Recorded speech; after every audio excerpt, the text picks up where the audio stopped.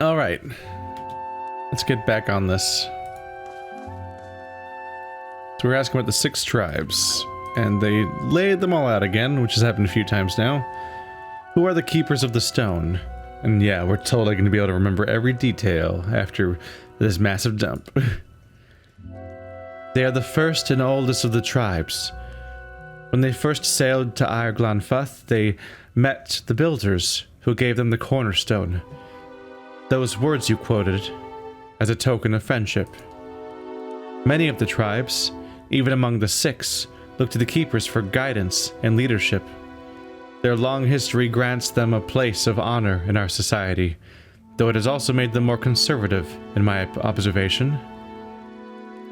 I'd like to hear about the Fisher Crane. A mostly Orland tribe from the Thine Bog. Most of the sites they guard are half buried in the wetlands, and even the other tribes couldn't tell you where they are. She crosses her arms. They are not the most renowned of the tribes, but they are the cleverest and subtlest. Say what you will about the berserkers of the 3-tusked Stalgar, I'd rather face them than a Fisher Crane ambush squad any day. They're named after a long-necked bird that lives in the bog. It can stand motionless for hours, waiting for a muck frog or a spotted salamander, and when it strikes, it's faster than anything. What do you know about the 3-tusked Stalgar? She laughs and shakes her head. Same as everybody. They're fearless maniacs, and they want everyone to know it. They're considered a wild bunch even among Glenfathans. Many of their territories have seen the most conflict with the Estermorn. And they don't forget it. They don't want anyone else to either.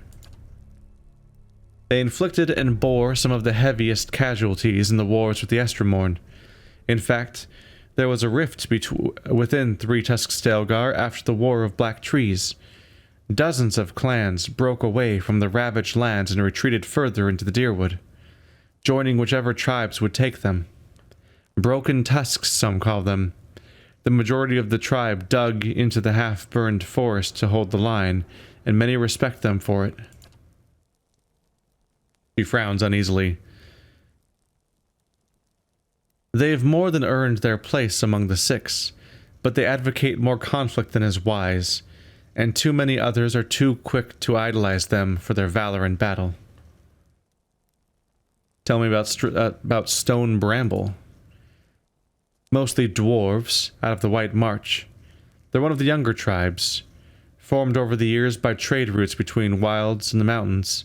They see themselves as genuinely Glenfathan, though, and who can argue with them?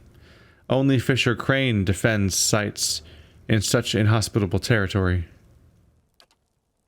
Personally, though, I'd say it's gone to their heads. They like to think the rest of us have it easy in the lowlands, forgetting that the wars with Estremor never reached their mountains. Still, they come to our aid during both. They're named for a tough, thorny little plant that grows up in the mountains. It suits them. I'm not familiar with the twice-split arrows. Not many are. They're traditionally outcasts and exiles from the tribes, probably the least respected tribe of them all. But our ancestors believed they should have a voice, and so they've got a seat among the 6. Most of the other tribes see them as scavengers and bottom feeders, but don't say that to a twice-split arrow. They think themselves survivors, and they're as proud of their tribe as anyone else. She shrugs. They'll accept anyone, and I suppose there's virtue in that. You never know what you're getting with them, though. Some clans will rob you blind, and others will slaughter a lamb in the honor of your visit. The Guided Compass is your tribe, right? Indeed. We're one of the younger tribes, and not one of the most prestigious. We've tried to keep the peace with the Estermorn, which has earned us the reputation of appeasers among some of our hardline brethren in 3-tusked Stalgar and Keepers of the Stone. We value our heritage as Glenfathans, but we recognize that Estermorn are here to stay. The way we see it, we can better follow our mandate to protect the places of the builders by making peace with our neighbors. I'd like to know more about you. I am the Anamfath of the guided compass. Like many Anamfatha, I have leadership in my blood. While tribal authority is not strictly hereditary, we believe that strong leaders can impart a portion of their soul to their children and grandchildren, meaning that Anamfatha may succeed from a single line for many generations. She worries a sharpened thumb claw. Of course, with all that's happened here lately, I've wondered whether my family's line is coming to an end with me. One of my companions, a representative from the Valian Republics, wishes to discuss a trade issue with you. The Orlan turns her gaze towards Pallegina. Yes, the Valian godlike, blessed by Hylia. Pallegina bristles and quickly spits out a response. So they say. The Anamfat's face shows no outward emotion, but her voice betrays annoyance at Pallegina's interruption. And diplomat of the Duke's spells, I understand you were sent here with trade assurances from your masters. Revered Anamfath, it is true that I was chosen to convey these assurances, but understand that I was fashioned more for war than etiquette. The Orlan smirks slightly. In these dangerous times, perhaps it is better to send warriors to do diplomats' work. Pallegina musters a weak smile.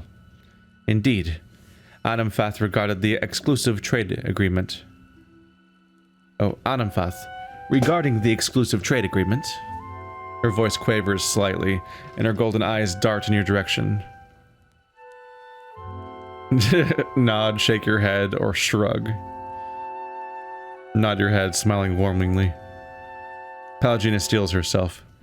The Republics feel it would be in the best long-term interest of all parties if you maintained your traditional goods trades with the Deerwood. The Anamfath's long ears pitch forward. A strange turn. What do the Republics want, then? Pallegina speaks quickly but confidently. Ta'andra Tara pearls. Trade will be picking up quickly on them in the Eastern Reach. You will buy them exclusively from us for the next 5 years. In exchange, we will be your exclusive market for Adraban and Karogolan for the same period. The Anamfath considers Pallegina's words for several long moments. An interesting proposition, Valian. We will send emissaries south to discuss the details at greater length. Your appearance here speaks well of your Duke's intentions. Pallegina bows deeply. Reverend Anamfath? That's it. My position in the Brotherhood gone. I can't believe I just made up new trade terms to the Glanfath and Anamenfath. Postinago. Pallegina, you did the right thing for the Republics, even if the Dukes can't see it from their vantage. You can deal with their disapproval later. Verus.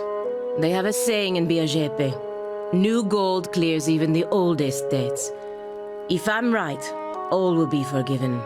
If not, there's nothing I can do about it now. Made a big, scary, risky decision. Yep. Oh, that's the end of the quest. Just like that. Yep. That's one person we can check off of the list. This chair pops, unfortunately. Alright. Well. Just like that, we've finished Pallegina's quest, and we have access to the larger city. Oh. My brother. Fleeing in shame? I don't believe any of it.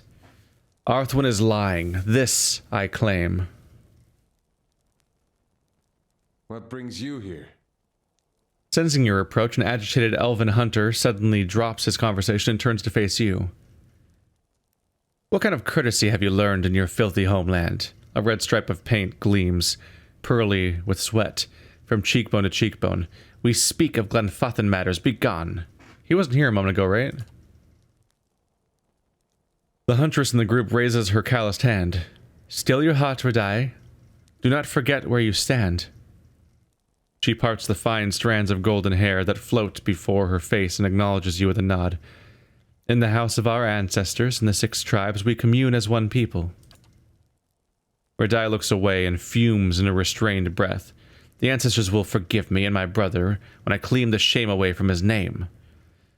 He looks at the huntress, and from the taint it has brought our tribe. What happened to your brother? My brother? The hunter's heavy breathing pauses for a moment. My brother Fjorm is the greatest hunter in our tribe. He set out on a blood hunt, but hasn't returned. And now, Arthwin, that puny liar, he claims that my brother... Radai clenches his fists. The elven huntress fills in the silence. Arthwin belongs to another tribe. He is the hunter that competed against Fjorm during their blood hunt. She gives a glancing look at Radai. Arthwin claims that Fjorm has exiled himself, deciding not to return to Twin Elms. Radai scowls.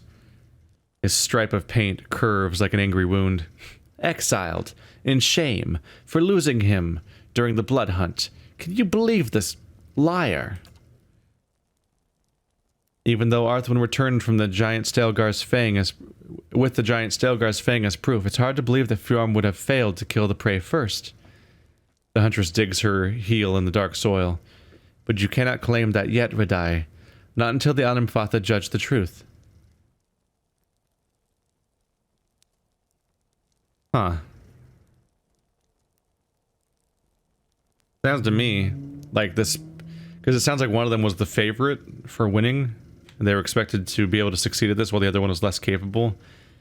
And then one of them magically vanishes. It's almost like they went out on a hunt and one of them killed the other one. You know, like what happened at the beginning of this game. It's not even the first time that's happened. Arthurwin's weak, from a lower tribe. Radai bares his teeth. He lies. I'll find the truth and clean my brother's name. Why would Arthwin lie about your brother? Radai throws his arms in the air. Why? He looks at you, as if the answer were obvious. Radai, please, still your anger. He does not know our customs. The huntress turns to you and nods. Arthwin stands much to gain from claiming a victory over Fjorm. It brings renown and glory to his kin, a lesser tribe, the twice-split Arrows. Arthwin has no history, no name, and now he returns a hero while my brother... Radai's face twists in ire. Tricked. Perhaps worse. How do you plan to clear Fjorm's name? A bead of sweat rolls down Radai's forehead and hangs from his red-painted cheekbone like a drop of blood. It quivers at the hunter's It quivers as the hunter's muscles twitch. I cannot tarry here while my brother's fate remains unknown. The Anamfatha must let me go. To judge Arthwin and to clean our tribe's name, they cannot listen only to your truth. The huntress lowers her head, glancing at you.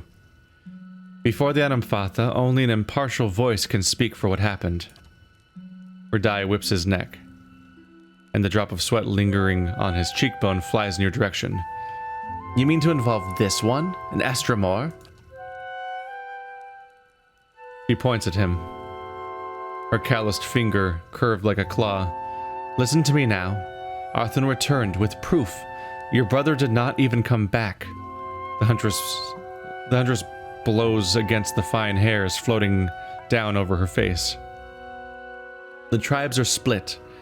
Something must be done. She looks at you. And this one is known to speak the truth. My reputation for honesty is apparently just fucking everywhere. Like I'm the most honest person of the land. I'm an arbiter. Funnily enough, there's actually a connection to be drawn there because I played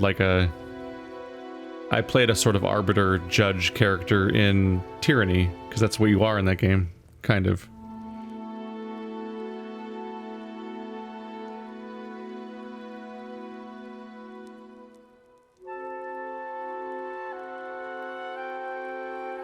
I can find what happened to your brother and get to the truth of it. Radai's hard features soften in surprise. You speak with the spirit of a Glenfathan hunter. He nods. The Anamfatha would agree to listen. There's no union between you and our tribes. The huntress nods at you. Fjorm and Arthwin went to the North-Weald Forest, beyond the Old Song Pass, to hunt a giant Stelgar. Search there and return to us with the truth if you can, but be aware. Stelgar of such size, many times over lesser kin, usually gather a big pride that follows them closely. Redai fixes his eyes on you, two glowing embers over the blood red stripe painted across his face. Estremor, I don't expect help, but I'll do anything to know of my brother's fate, and to clean the stain that Arthwin has spilled on our tribe. He throws his chin back. Anything. This I claim. I don't think he was there a moment ago.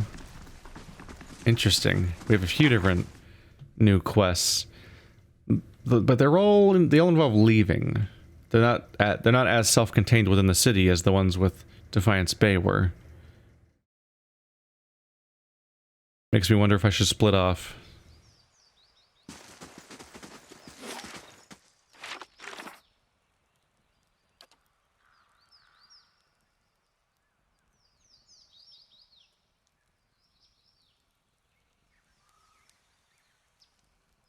Northweald.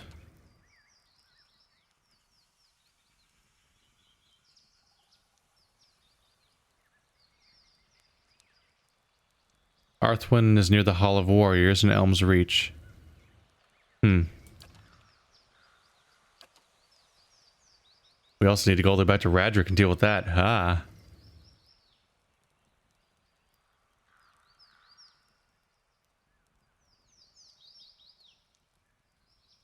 There may be a druid in Twin Elms that would know more. True to form.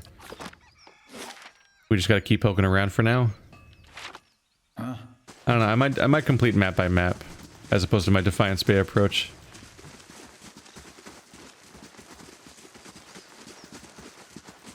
It's a little hard to say.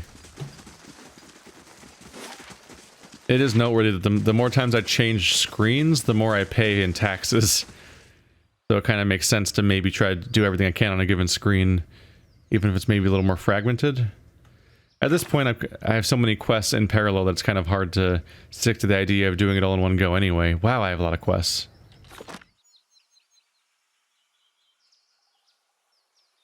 The rains have run their course and trade has returned, and with it, Tamra's impatience. Our Anam Fatha oversee Twin Elms from the passage of the Six. Hearthsong Market. Seems like they make this place work by having a lot of the screens go off to other places. Protector. You speak like a fisher crane, quick and clever. Seriously, what is my honesty score? 3. Oh, my #1 score is benevolence. But I have a 3 in diplomacy, passion, and honesty. A 2 in deception and rational, and clever and stoic. A lot of stats here. I wonder if there's more evil stats that just aren't mentioned here. Like, my worst things are deceptive and aggressive. Ah, I have 2 points in deceptive. And 3 points in honest. That's kind of a mess. Maybe that's why maybe that's why the monk said that I'm somebody who's known for lying. I thought maybe Theos was spreading lies about me, but maybe it's more that the dialogue checked that stat and not the other stat. Still, I imagine there might be other stats like cruel or something that aren't here. Actually, I think I've seen cruelty listed in dialogue, so I must have a 0 because it doesn't even show up yet. Ranette. Hail, Estremor. You have the look of a hunter, Estremor. Darwin's weapons may protect the man who seeks out misfortune, but my supplies will help you survive out in the wilds. May I see your wares? Ranette nods, gesturing to his goods with a sweep of his arm. Dul Canale. Huh.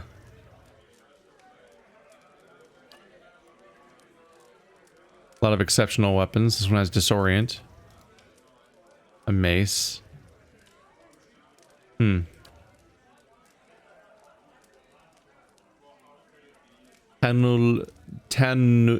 Taluntain staff. Has some fireball. Ergi's Radiance. A paladin only +2 intellect. Huh. That's a specific restriction. Would I want that? What is she wearing? That's pretty good. That's pretty good. I don't think I'm hurting for new weapons. So you were... There's wisdom to you. Hey, you are just a merchant. Ewan. A young girl looks about the market with a disinterested gaze. As you near, she snaps to attention and straightens her posture. Welcome, Master Moore, she says with a curtsy. Alari's not here, so I'm running the shop while she's away. She glides her hands in front of the display cases of poultices and remedies. If you're looking for herbs, tinctures, oils, or ointments, then I've got everything you'll ever need. I'm looking for Alari. Where might I find her? She lives not far from here. The little girl points at the exit out of the market. Climb up the stairs. At the top, there's a circle of ruins. Do you know it? It's on the north side of Hearthsong. Anyway, her house is right there. The door faces those ruins. Show me your wares. Potions is their specialty. The Andra Tara. That's going to be one of the things that they're a primary trader for. That's part of the negotiation.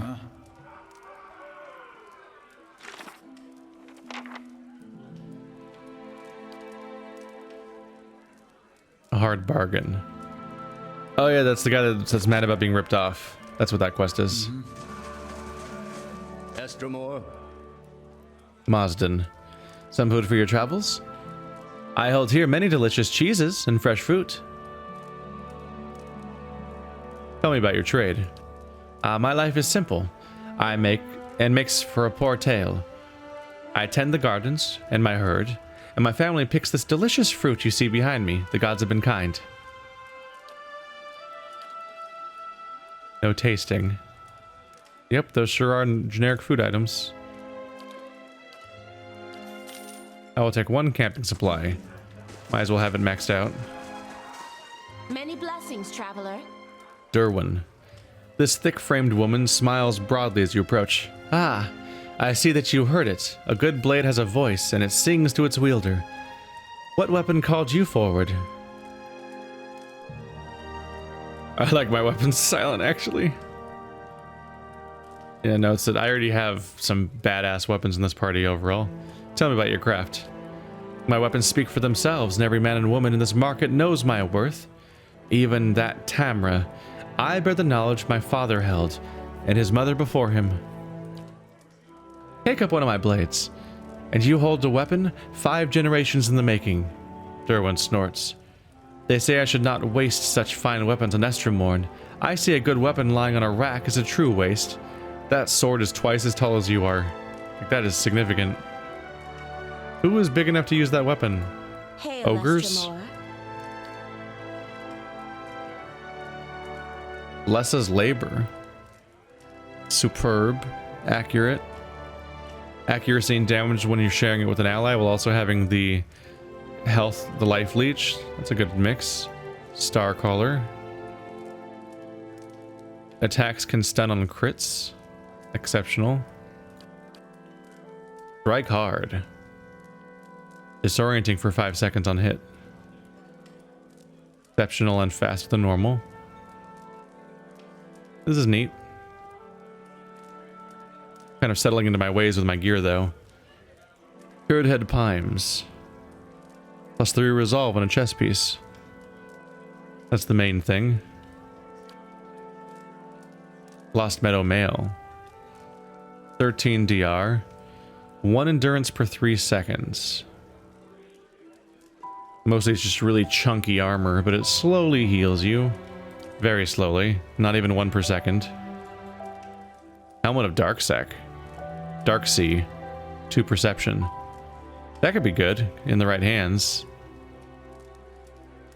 This probably has a good story, actually.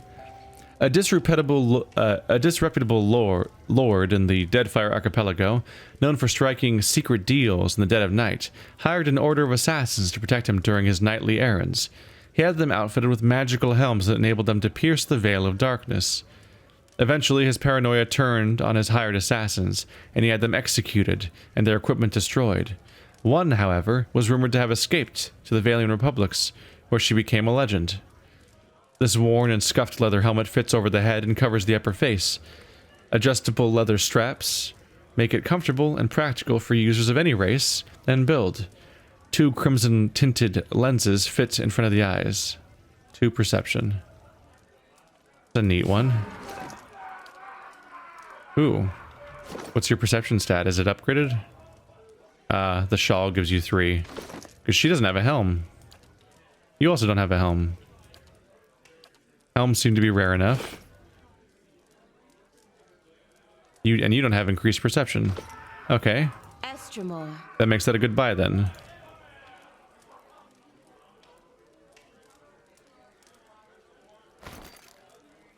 The Helmet of Dark Sea.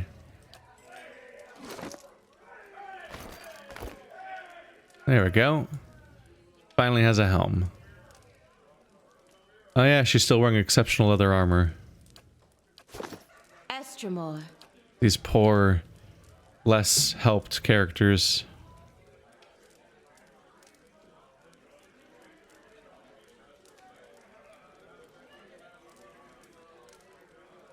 Re-resolve. She also doesn't have upgraded resolve. Estremor. Estremor. Estremor. There. What's the speed difference here? Identical. So she has higher DR now and also has some resolve now. There we go.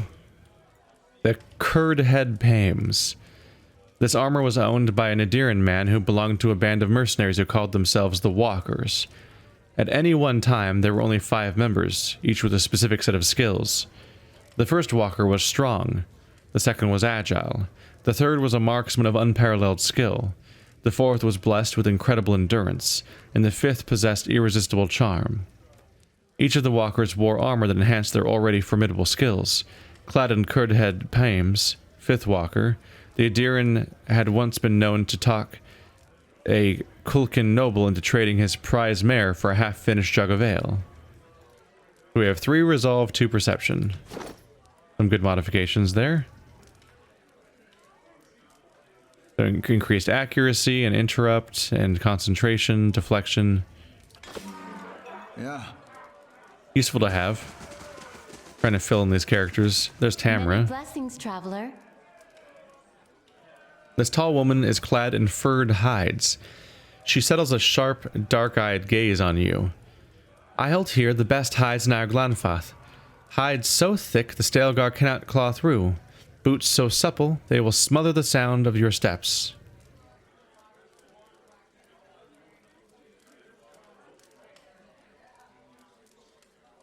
What's your trade? I bear it on my skin. I sell hides from every one of Galawain's beasts. Estermorn will come from every village to see them. And I know us for great hunters. Every hide bears the tale of a great hunt, and our traders bear them in turn to every corner of their lands. Yep. Those are armors and traps. But none of their armors are good. Well, they're exceptional and all that, but like none of them are the special ones. The special ones are at the other vendor, apparently. Can't help but notice. Alright, I'm gonna be preoccupied. It's gonna take me longer than expected to get to these quests, so when it comes to this quest, let's just send a less used character on the mission. I'm convinced that the roleplay doesn't necessarily matter that much. So while it'd be kind of nice to send my character from the White That Wends on the trip at this point, let's just send somebody who doesn't get a lot of action these days and hope that they get some good experience out of it. So Aloth is assigned. I think what I'm going to do is I'm going to finish... Right. What I think I'm going to do is I'm going to explore a particular screen of this map. then try to do all the quests I got from that as much as I can without going to the other screens. And then pick another screen to go to as far as the town, to sort of compartmentalize it off a little bit. I don't want to do all of it at once, but I also don't super like Heravius, do you really believe all that nonsense about being chosen by the gods? I think they choose us with all the care and concern of choosing which fruit to pluck from a tree. I think the gods certainly use us, and I'm not yet convinced there's any greatness in being chosen as such. Verus, that makes two of us alone in a world of zealots and madmen. These two seem to get along a lot. Their shared common ground. Your cunning is rare among the Estremorn. Yeah, I've met some Deerwoods in my time. They're not great. Yeah, I don't think I want to do the thing I did in Defiance Bay where I poke up and down a street slightly, meet one character, then go on a giant expedition about that. I think I want to finish one map at a time. And then go on those journeys, then try out the next map. A little closer to what we did during the first expansion, I guess. A tabby cat snaps out of its placid stupor as you approach. It opens its eyes wide, following your every step, before trotting to your side to rub against your legs. I'm just gaining pets at random still, huh? An orange tabby cat. This fluffy orange tabby cat looks alertly about the room, tail twitching. It wears a small collar, upon which is inscribed the name Pumpkin in careful letters. Okay. In the box with you, Pumpkin. Huh? Maybe I'll find the person that... What? Pumpkin the Quarg? Why do you have the same name as the cat? Why is the cat abandoning you? I need to talk to you. You see an enormous mane of wild orange hair belonging to a burly man. His expression slightly worried in the small candlelit room. Across from him sits a portly woman with a third eye painted on her forehead. She gazes at him and clucks her tongue, standing him upright. He has a clear head and a half taller than her, but it is she who commands the room. She closes her eyes, her hand on his chest, and speaks. She sees a small gray creature darting from place to place, running, escaping. She's chasing it, forelegs bounding, jumping across the room frantically when... She laughs, opening her eyes and withdrawing her hand. Immediately guilty, she apologizes, avoiding his eyes. He demands to know what's wrong with him, what's causing his strange behavior. Before you were born, your soul split, child, she explains, fighting a smile. While half went to you, the other half seems to have become rather feline in nature. He rocks back, expression after expression pounding his face. His mouth opens and closes for several moments before he bows his head, the edges of a smile playing around his mouth as well. Suddenly, he begins to laugh, doubling over, tears streaming down his face. Composing himself, he thanks her and leaves, the mystery solved. Okay, so half of his soul is in this cat that just decided it's coming with me now. Alright. Weird how they seem to be interested in being around each other until this moment, but okay. I guess that's what I guess that's the backstory to the tabby cat in my inventory now.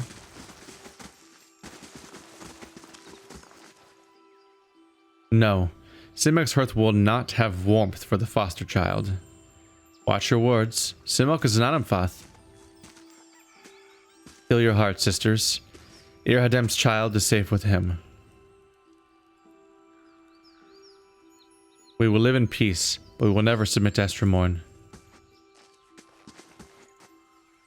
Make yourself useful. You're within our hearth now. Friendly people. The pedestal's shadow creeps around the dais. Like a sundial, I suppose? Mushrooms are everywhere. Orland's cradle. This door opens.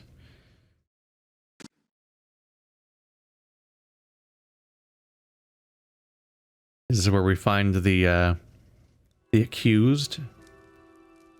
Lency. Many blessings, traveler. Welcome to my home, Esther Moore. I am Lency, healer and guide. What brings you here? Tell me about yourself. The locals have called me a wise woman, a term of respect, I'm sure, but it makes me feel my years. I'm an herbalist and healer. I spend most of my time caring for the ill, helping with delivery of children, and making remedies for those in pain. I like your songbird. Does it have a name? Well, he does, she blushes, but I ought not to let my friend's daughter name him. The name is long and rather silly. The short version is Beaker. He rolls his eyes and smiles. The next bird I have will be named after an Unfath. Estremor. She exists. Seeds and husks have been scattered across the floor. The edge of the shelf is daubed in bird lime. I'm looking for a Larhi, not Lency. A whole location detailed out with a character with a songbird. I'm guessing she comes up in some other context later. 'Cause she sure exists.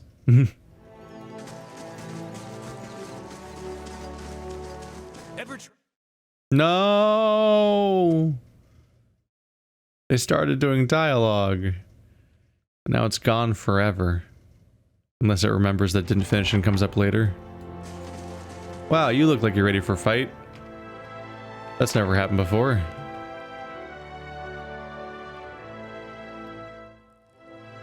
An old elven woman stands tall and proud, surrounded by Glenfathan warriors that study your every move. You speak on Renato's behalf, I presume? I knew he would convince someone to do his bidding. I did not suspect it would be the Estremor involved in all the chaos at Defiance Bay. She tilts her head to the side and blinks slowly. Does the presence of my armed entourage concern you? You were expecting a defenseless shopkeeper, am I right? Alarhi raises her dye-stained hand just as one of the guards begins to lurch forward. Stillness, she barks at her attendant. Give the Estremor a chance to speak. We are not dear wooden beasts here. Hospitality reigns. Alarhi nods to you, holding up an open hand, her palm and fingers covered in blue and green dye. Envoy of the Valian, speak the message you were sent to deliver.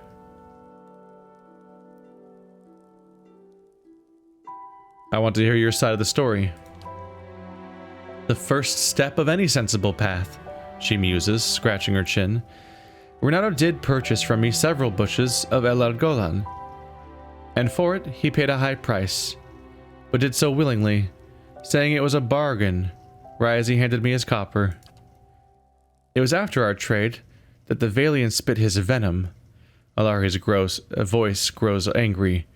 Renato accused me of trickery, of fraud, claiming I delivered withered likenesses of El Argola and not the genuine root. Such nerve.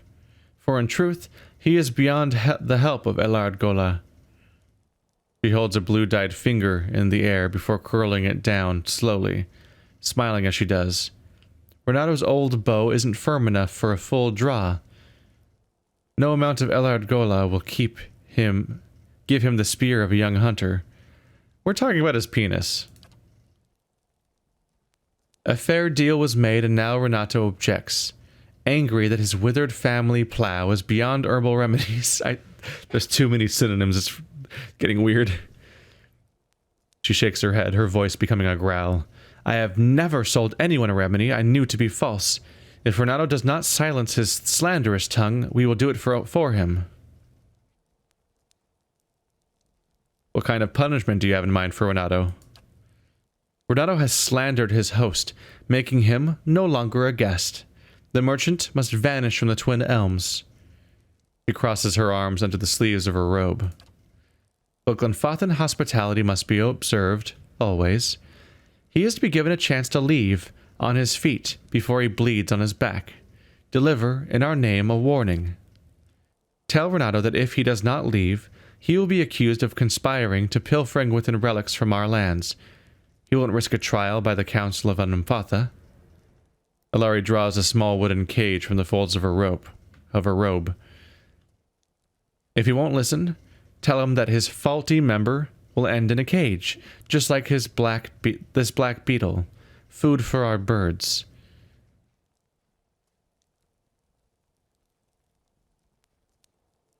The reputation of your tribe is tied to your actions. Is that how you want future trading partners to remember your kin? The Glenfathans look at each other, faces alight with disagreement.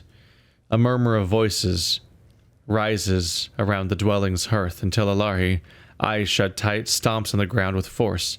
Enough! Stillness! She waits until her brethren's voices die down before opening her eyes. You speak with long-sighted judgment. Trade strengthens all of the tribes, and Renato's claim, false as it is, may spread to poison us. We will suffer the indignity of letting this liar profit if it means safeguarding the peaceful, honorable accord of Twin Elms. Alari pulls up one sleeve, revealing a leather bag hanging from her hand. The clinking of... Pulls up her sleeve and it's hanging from her hand. I guess you mean her wrist? I suppose, yeah. I thought it would be tied to her arm much further up or something. The clinking of copper fills the room. Take this back to the Valian with the blessings of the Fisher Crane tribe. Not 100% what I was hoping for, but it's something. I kind of believe the idea that he's just being fraudulent or indignant about the fact that the solution doesn't work for him. So I kind of believe her. So my caution was more the fact that she had a very, very strong reaction. Like she was threatening attacking him. And I was like, the reputation of that kind of behavior is going to spread if you do that. But she took it more as being like the reputation of him claiming that him being a slanderer, which makes it kind of a bummer to reward him. I was trying to mediate more than anything, but she took my input for good counsel, so ultimately it's her own goddamn choice, and I can't really complain. Good day, stranger.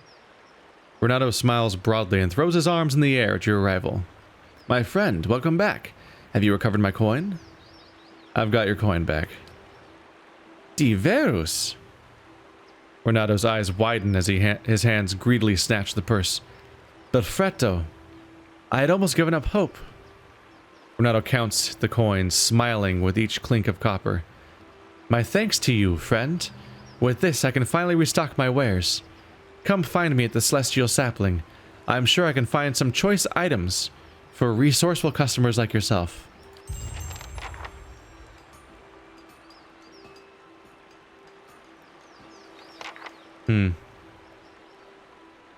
Well, I've come this far.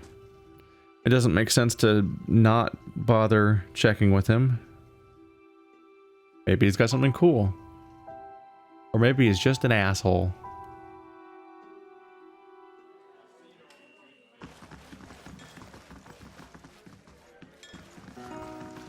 What have I done to my reputation, I wonder? I think diplomatic was already a 3. I don't think anything changed. And I've basically never noticed when those things change. This is a crowded-ass room. Renato smiles as you approach, his arms outstretched to greet you. My friend, you have returned. He smacks his hands together and rubs them intently. So, care to see my special selection? Show me what you got. Traps, traps, traps, traps, traps. Oh my god, traps, traps, traps, and illegal drugs. And then more traps. Yeah, I'm not super trustworthy of this guy. When did I get a beetle? The small beetle gleams like a gem. Its manifold segmented legs tap rapidly along as it struggles to keep pace.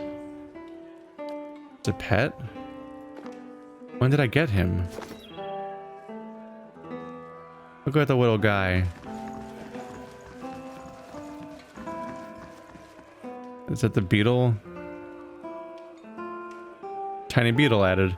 It's the beetle that she said... Yeah. She mentioned a beetle randomly in the middle of the conversation as being an example of where Renato's dick was gonna end up. Man, it's so tiny that it's hard to even see. I also feel bad. It's even like... It even talks about how it struggles to keep up with us. I just feel bad about having to just walk around. But also, this little guy's just cool. But honestly, all the pets are so tiny that you can barely see them. But that guy's just a rad little dude. Little multi-legged, like, murloc monster. Multi-armed, I mean. By multi-armed, I mean more than normal, not just two. Technically 2 arms is multiple arms. That is true.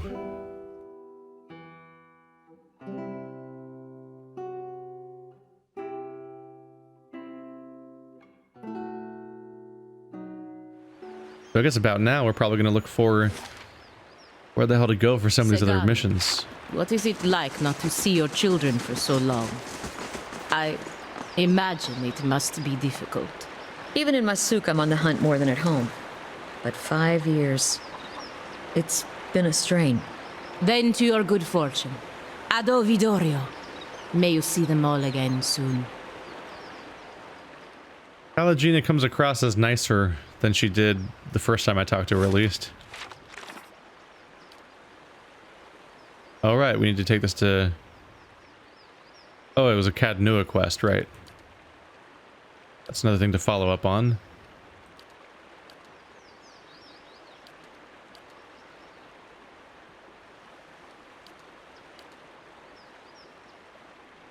Travel to North Weald. So beyond the mountain pass of the Old Song District. That's... there's North Weald. Can't really get there without going through the other districts anyway, I suppose. Mercy of the Tribes.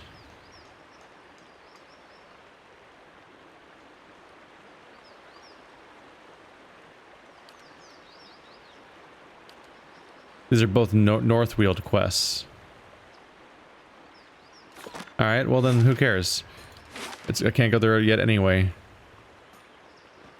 Elms Reach, Burial Isle, Old Song. So I guess you go through the 3 districts in a linear fashion, and I don't even know if I'm allowed in Burial Isle. I don't know, being the most sacred makes me think that's going to be where Theos turns out to be, after all. You know what, let's make my next priority, instead, the Druid quest. Because I want to help my buddy here. This poor guy got exiled. So I'd like to find druids and talk to them. I already forgot which district was which and which tribe was which to some extent. But I think the tree might be where the druids are. Do not try my patience, Estremor. You shall not pass without the permission of the Anamfatha. I come to see the cornerstone with the blessing of the guided compass. The guard scowls and looks at his companion, who nods back. He turns to you again, his knuckles whitening around the shaft of the spear. Always too cozy with the Estremorn. Go then, and mind your step around the sacred stones. Man, they love me. They love me. Elms Reach an Old Song. I think Burial Isle is off limits anyway. I can't remember which one of them's the druid one. I've already forgotten. We were told about 4 districts and 6 tribes, which is kind of a lot. Let's just do them in order. It takes an hour to get there. This place is huge. The map implies that, sure. Although Defiance Bay is similarly scaled on its map, and it's like 15-minute trips. So it still speaks to the scale of this place.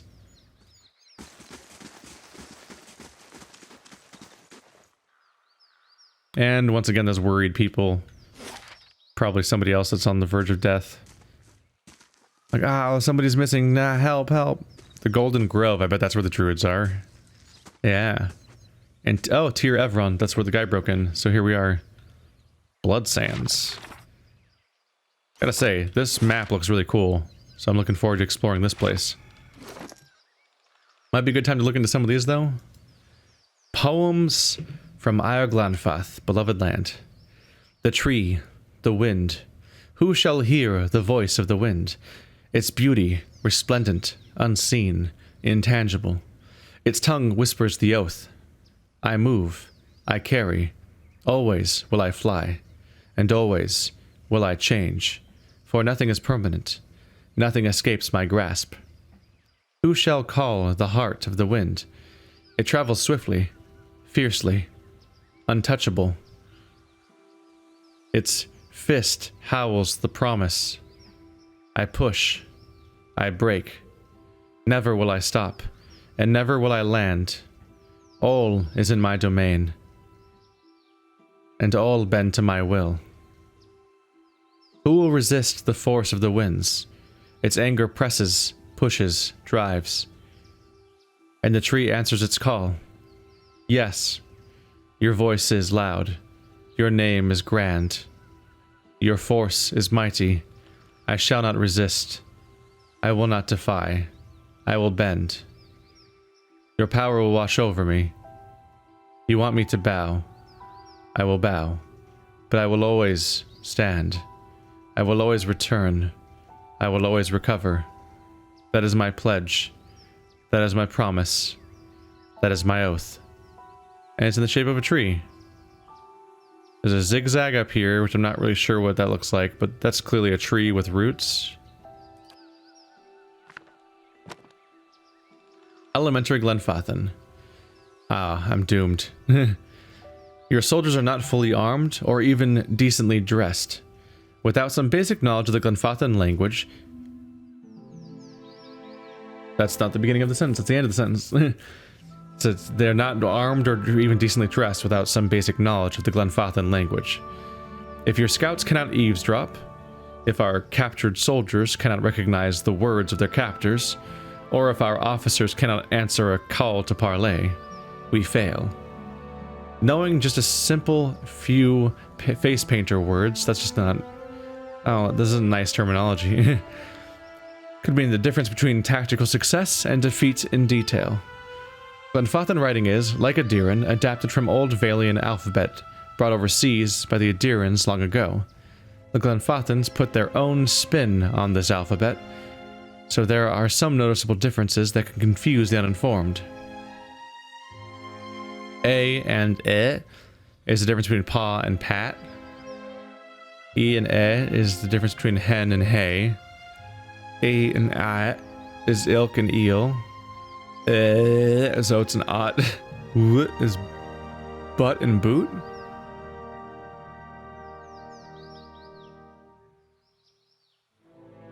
Butt and boot.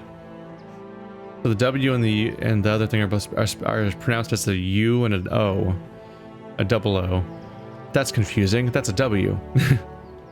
I'll never get this right. Note the last part. In our Glenfath, the letter W acts as our letter U. Speaking with a consonant sound is the perfect way to alert a Glenfathan to the fact that you're a Deerwood struggling to learn the language. See Estermore in the glossary below. And keep in mind these tricky differences. DH is used as a hard thorn sound, such as with this or that. Conversely, TH is a softer sound of Glenfathan, barely vocalized, like when one says thief or thoughts. SI sounds like soft SH sound, like ship. Put an accent on it, and SI sounds like she. You add an H sound in either case. There's no replacement for actually learning Glenfathan by immersion, but to get you started, here are some important words that you and your soldiers should know. Anam, soul. Anam Fath, plural Anam Fatha, the spiritual leaders of the tribes. Argus, armor, pronounced Argus, Argues. This is so confusing. I would never get any of these right. I was like, I remember that's an U sound, then it's like Argues, what? Argues, I guess. Life, Beunen. Blaith, wolf. Kas, battle. Delum, leaf. Den, man. Enfath, princess. Estremor, plural Estremorwin. Foreigners. plural estra mor un. Fath, plural fatha, princes. Guan, winter. Henwin, woman. Oh god, it keeps going. I, in. Le, place. Pames, walker. Raymond, building. Re, plural real. Singular is pronounced re. It's wise ones. Plural is real. I've been getting real right the whole time. Yay. Scath, shield. Uin, maiden. Ureth. Uereth. With the hard TH sound. Uereth. That's exhausting. that's so far from how it would be naturally read. Uretha. Okay, that's just you just tricked me to say the whole of our world. You just tricked me into saying Uretha. I'm on to you, game. You sneaky game. You can't trick me. When will I find volume 3 though? Well, we still got a little bit more time. Why not? The Life and Discoveries of Pangram. Mention the name Pangram to anyone with even a passing knowledge of animancy, and you could find yourself in for a very long discussion. Publicly reviled but privately lauded as a hero and genius, Pangram's history is at turns revolutionary, horrific, and mysterious. Pangram was fascinating. Some might say obsessed with the concept of animancy. It consumed his life as he dedicated everything to understand it. He would frequently travel to Airglanfath and Deerwood to visit the Angwithan ruins. There he would take notes and make sketches, bringing anything back with him that he could to help him unlock the mysteries. After years of study, Pangram had reached the point where he could no further conduct the research on his own. And he took an assistant, Helig of Thine. Soon, Helig was making trips to Airglanfath in Pangram's stead, gathering knowledge while Pangram stayed behind to experiment. This partnership quickly bore fruit, and Pangram made a breakthrough, one that would irrevocably change his life and the general attitude about animancy forever. While the specifics of his experimentation will never truly be known, the rumors and stories that still circulate tell that he had sent out inquiries, asking for live subjects to help with a dangerous experiment that might change their life or end it. Those who were already dying were especially encouraged to apply. Response was overwhelming, and Pangram had his pick of numerous willing bodies. This was when he had his breakthrough. He discovered a way to fix a soul, anchoring it to its body so it couldn't leave at death. He had discovered eternal life. His research and life's work had resulted in the greatest single discovery that animancy could hope for. His findings were published and quickly spread through Valia and beyond. While some groups, the Woodican Church for example, decried his work as nothing more than blasphemy and heresy, many put it to practice. Whoops.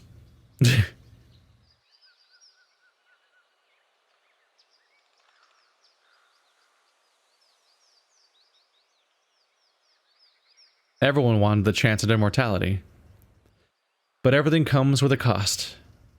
It quickly became apparent that simply restraining the soul while keeping the person technically alive was doing nothing for the body, which continued to decay, devolving and warping the soul now trapped inside it. The creatures it created were dangerous, carnivorous beasts that killed brutally and indiscriminately. The backlash was ruthless. The practice of Pangram's discoveries was outlawed. His works were collected and burned. He and Helig were branded heretics and hunted, chased from town to town until Pangram simply vanished. Helig was tracked down, captured, and brought to trial for the atrocities committed against Valia and its people.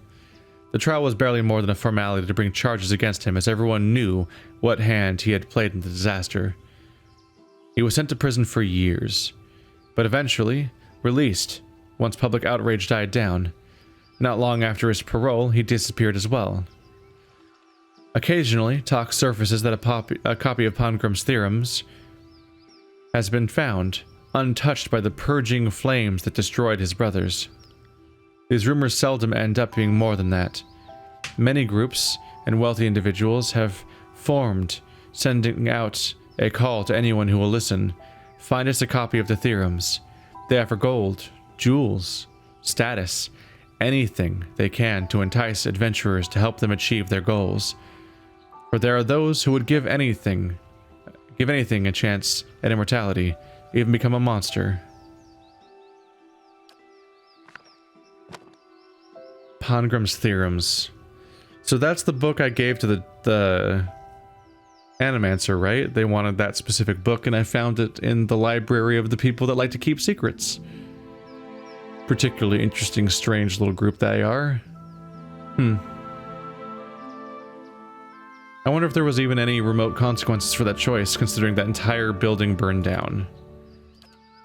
I wonder if I could have ever done anything to stop that either.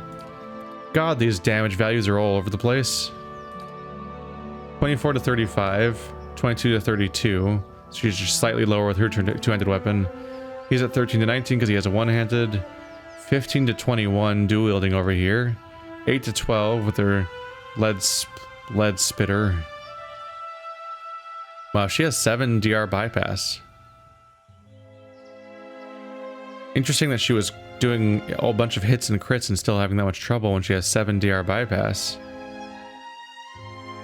But she definitely has a few fights where she just doesn't do any damage, which is a bummer. She does 37 to 54. Sagani, you nightmare. Jesus. The hell of a weapon.